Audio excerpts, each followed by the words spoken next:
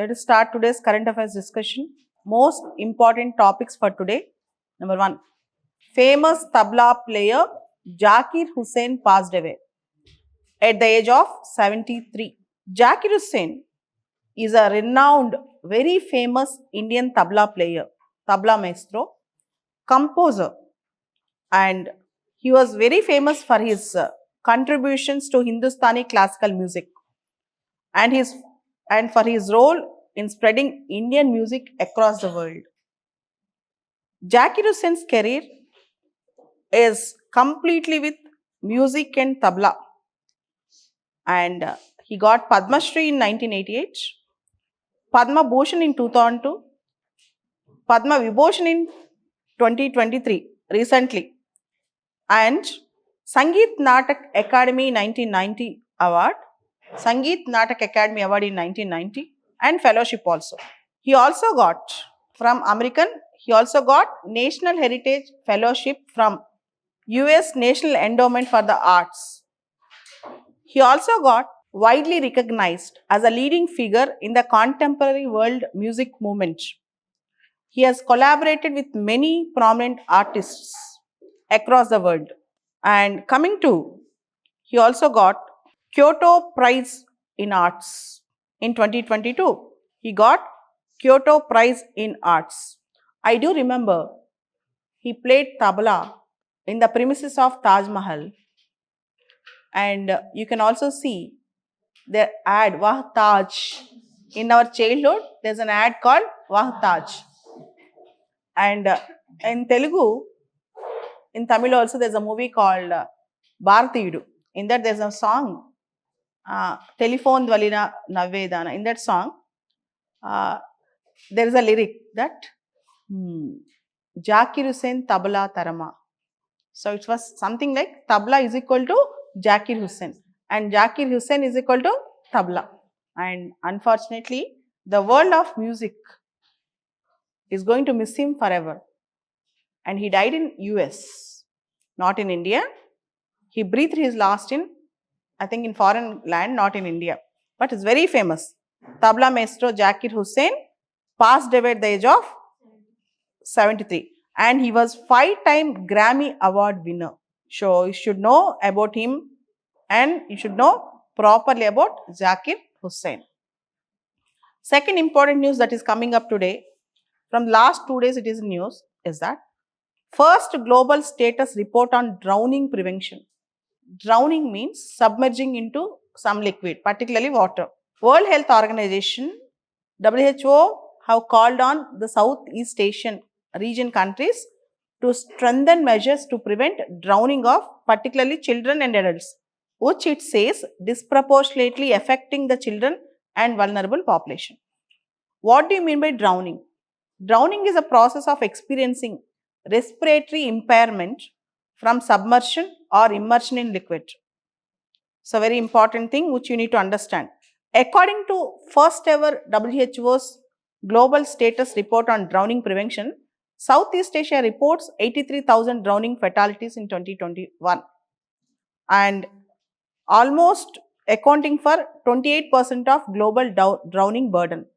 So only in South Asia, there was 28% of all global drowning cases. That means if you focus on South Asia and Southeast Asia, we can minimize the drowning. And every hour, 30 lives are being lost globally for every hour. 30 lives are being lost globally for drowning, because of drowning. Every hour, 30 people are dying just for drowning. Nearly 43% of all drowning fatalities, almost 43% of drowning related deaths are for children, mostly in the Southeast Asian region. Particularly 43% of drowning related deaths are occurring under 14 years of age. That means only children who are very, very young, they are facing fatalities due to drowning. Okay. The report also shows that the rate of deaths from drowning dropped by 38% between 2000 and 2021. So, from the last 20 years, drowning related deaths From the last 20 years, drowning related deaths have fallen, but still we need to take proper precaution. We need to take proper precaution. Next important news, Prime Minister Modi proposes 11 resolutions for Viksit Bharat. Particularly, government and citizens will collectively fulfill their duties. Sabka Saath, Sabka Vikas, that is inclusive growth for all. Zero tolerance for corruption. Promoting pride in law enforcement and compliance. Eradication of slavery mindset. Eliminating nepotism in politics. Honoring the constitution and its values. Honoring the constitution and its values. Protecting reservation for marginalized communities while opposing religion-based quotas. Advancing women-led development. Transitioning from state-centric growth to nation-centric growth. Rajya se Rashtra ka Vikas. Rajya se Rashtra ka Vikas. Building a unified and exceptional India. Ek Bharat, Shrestha Bharat. These are the 11 resolves which Modi ji advocated for achieving Viksit Bharat by 2047. This is a very important news that is coming up. Next interesting news. As we have an interesting news yesterday from Moldova. Moldova have declared gas emergency, energy emergency. Moldova, the country which is very close to Ukraine, have recently announced energy emergency or gas emergency. Moldovan Foreign Minister Popsoy arrives in India for the first official visit. Mikhail Popsoy, Deputy Prime Minister and Foreign Affairs Minister of Moldova, is coming to India, is in India's visit from December 15th to December 17th, 2024, particularly to bolster and strengthen the ties between India and Moldova, partnership ties between India and Moldova, particularly in political relations, trade, culture, people-to-people contacts. And next, festive flu. See, during music festivals, Christmas festival, New Year festival, generally people will get contracted with some flu. So, the National Health Service of England has urged the people in UK to get vaccinated before Christmas to avoid festive flu. What is festive flu? Just before Christmas or during music festivals or Christmas festivals or New Year festivals, people will get attracted by cough, sore throat, sneezing, cold, runny nose, watery eyes, fever, body rashes, all these things. So, people should actually get out of this festive flu by vaccinating before Christmas. This is the advice given by National Health Service. India dispatches 60 tons of emergency medical assistance to Jamaica. You all know that Jamaica is a very important country, particularly with respect to emergencies we need to support, because Jamaica faces a lot of disasters like hurricanes, etc. For that reason, recently India-Jamaica relations are seeing a new height with Jamaican Prime Minister Andrew Holness visiting India. Andrew Holness have visited India in the recent past, and India promised humanitarian help to Jamaica. In order to pursue that promise, in support of that promise, India dispatched 60 tons of emergency medical assistance to Jamaica. It's a very important thing. Next, an interesting news, UNCCD, UN Convention to Combat Desertification. UN desertification talks ends without any agreement to combat droughts. The 16th conference of UNCCD held at Riyadh, Saudi Arabia, ended without any binding agreement or without conclusive talks on tackling drought despite worsening global desertification trends threatening billions worldwide. In fact, we also call it as aridification. Aridification, A-R-I-D-I-F-I-C-A-T-I-O-N. So, the talks were conducted for 12 days. The COP16 talks were conducted 12 days on desertification in Saudi Arabia, Riyadh, without any fruitful results. The COP17 of UNCCD is going to be held in 2026 in Mongolia. This is also a news that is coming up. And very important news, Britain, UK joins TPP, Trans-Pacific Partnership. UK joins TPP. Britain officially became the 12th member of Trans-Pacific Partnership Pact. which also includes Japan, Australia, Canada, etc. Okay, TPP, Trans-Pacific Partnership Pact. And the other important news is Sri Lankan President Anura Kumara Dissanayake begins his 3-day visit to India. Anura Kumara Dissanayake begins his 3-day visit to India. This is also an important news. India, with respect to India-Sri Lanka relations. Anura Kumara Dissanayake. Coming back. Now, Israeli Prime Minister Benjamin Netanyahu, he is now in a move to strengthen Golan Heights, which is in Israel-Syria border. Which is in the Israel-Syria border. Netanyahu said he wanted to double the population of the Golan Heights.